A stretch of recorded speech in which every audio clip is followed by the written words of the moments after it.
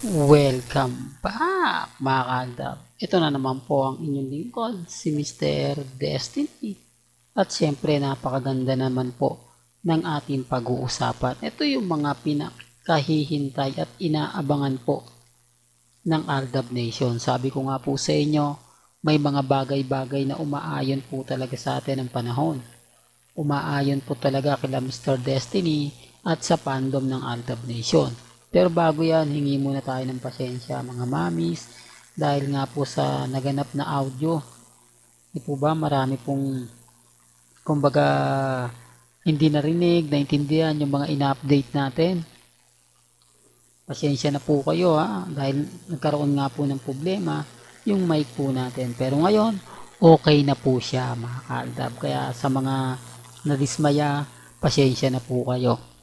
Well, balik tayo sa update natin. Sa update ko mga kaaldab, patungkol nga po kay Alden at kay Megay.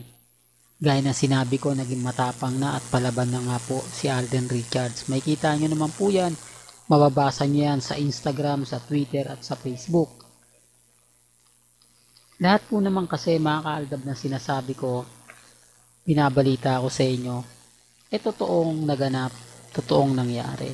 Hindi siya inedit lang. Never po akong nag-edit. Never ko po itong ginagawa. Although nag-edit tayo ng caption, pero yung sasabihin na magkasama sila Alden at si Maine, eto naispatan sila, wala pong ganon. Kasi sabi ko nga po sa inyo, mahirap po talagang kunan. Si Mengay lang po sa Bulacan kapag umuuwi Hindi na bumababa ng sasakyan yan. Diretso na po sa loob yan. At yung pagpunta nga po niya ng baby ng mama, ano ba yan, Mr. Destiny, yung restaurant niya po sa Bulacan. Same din po. Kaya nga malaki yung pagkakaiba. Malaki yung masasabi natin na mapapaisip ka. Di po ba? Pero siyempre wala po tayo sa posisyon para ipilit yun.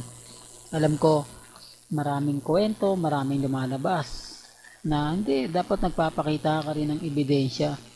Yung kami nga nagpapakita Anong pinakita nila? Yung edited picture? Pinagmamalaki po nila? Sa tingin nyo mga kaaldab, mapapaniwala po yung iba? Siyempre hindi. Kumbaga, kaya nga po, binabasag nila ako. Una sa lahat, bakit ito ginawa ng 8 Bulaga? Bakit ngayon pong 10th year anniversary? Po pwede naman po na nung nakaraang taon, hindi po ba? Ulitin ko lang po, i-remind ko lang. Hindi po ito nagkataon lang. Sinadya ito ng 8 Bulaga para makakuha ng atensyon para po sa Aldab Nation. Dahil makikita nyo naman po dun sa hawak ni Mengay, sila ano ba yan Mr. Destiny, sina Jose, Wally, Paulo, Mengay at Alden Richards ang nasa photos. So, tamang panahon yun, po ba? O sino yung sa tingin nyo yung unang makikinabang? Sino sa tingin ninyo yung pagpipiesta? Siyempre Aldab, kasi andun yun andun si May at si Alden Hindi naman yung 8 Bulaga lang na ganito, 8 Bulaga lang na ganon. Hindi, rintok to mga kaaldab. Kaya nga sinasabi ko lang po ito para lang po malinaw. Binibigyan ko lang po kayo ng konting idea. Binibigyan ko lang po kayo ng konting ganap para mapaisip naman po kayo. At syempre kayo na po makapagsasabi at kayo na po magpapatunay na hindi po yan nagkataon lang.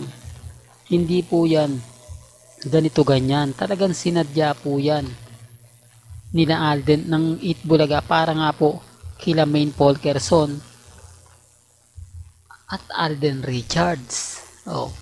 Bagamat marami pong nagsasabing ganito ganyan, hindi po. Huwag nyo pong paniwalaan yung mga kwento nila. Napipredict ko lang, galit sila. Pinapangunahan ko daw po. Dapat daw po hindi ko pinapangunahan. Dapat, kumbaga, hinahayaan ko lang. Grabe, no? Sila pa po mga kaaldab. Natawa naman po ako. Sila pa po yung nagpipredict. Sila pa po yung nagsasabi Pero gaya ng sinabi ko, hindi tayo namimilit. Kumbaga sabi ko nga po sa inyo, dito sa channel ni Mr. Destiny, may kanya-kanya tayong opinyon. May kanya-kanya tayong pananaw. Depende na lang yan sa mga sasabihin at komento po ng iilan. Bagamat marami pong sinasabi na keso ganito, keso ganon, okay po yun. Wala pong problema. Basta ako, masaya po ako. Masaya po ako sa mga nangyayari, sa mga nagaganap, especially po kina Alden Richards at kay Maine Polkerson. Yun naman po tayo eh. Yun naman po yung gusto nating sabihin, yun naman po yung gusto nating ipatid. Kung ano po yung mga nangyayari at nagaganap, kung ano po yung sa palagay nilang tama, dun lang po tayo. Hindi po ba? Ako nga po mga kaldab, never tayong kumbaga nagsabi na hindi ganito ganyan, fake news ka, hindi po. Kasi alam ko mga kaldab, tayo yung panalo sa huli. Kahit balibalik na rin natin ang sitwasyon, sabihin nila na ganito ganyan, hindi po. Dahil 101% po mga kaldab, sa dami ng mga nakikita ko, nababasa ko sa Instagram, sa Twitter, sa Facebook, doon nyo lang po malalaman. Doon nyo lang po mapapatunayan kung gaano nga po ba talaga ka-updated si Mr. Destiny. Kung gaano nga po ba tayo kalakas at kung gaano nga po ba katindi ng mga sinasabi ko at pinapaliwanag. Ito kaya mga kaldab, kaya relax lang po kayo. Pampante lang po kayo. Di po ba?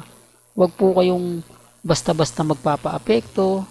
Huwag po kayo basta-basta magpapadala. Kahit magalit sila, okay lang po yan. Eh ako naman po mga kaldab, hindi naman tayo kumbaga nagpapabaya. Basta kumbaga kampante lang. Yun lang naman po yung gusto kong laging sinasabi. Kaya yung iba nagsasabi, naku paulit-ulit lang yung kinukwento ni Mr. Destiny. Okay lang po yan mga kaldab, kahit paulit-ulit po. At least ramdam po ninyo. At least alam po ninyo na tayo pa rin po yung panalo rito. Tayo pa rin po ang wagi rito. Di po ba? Hindi, real talk kaya mga kaldab. Kaya kahit anong pilit po nila, hayaan nyo lang. Darating din po yung point mga kaldab. Nasa atin pa rin po ang tamang panahon. Nasa atin pa rin po ang wagi. Malay nyo, di po ba? Bigla tayong gulatin sa 8 Bulaga. Yung hindi natin ine-expect ay biglang maganap. Biglang mangyari. Wala pong makakapredict yan. Yung mga sinasabi ko, base lang naman po mga kaldab sa mga nakikita ko at nababasa ko. Walang gandito na lang po ang ating latest updates. Kaya kung gusto nyo pa po ng pinaka-latest at sariwang update, abay tumutok lang po kayo dito po sa channel ni Mr. Destiny para updated po kayo sa mga bago at sa mga latest na i-upload po natin maya-maya lang. Hanggang sa muli, salamat po sa panonood at pakikinig.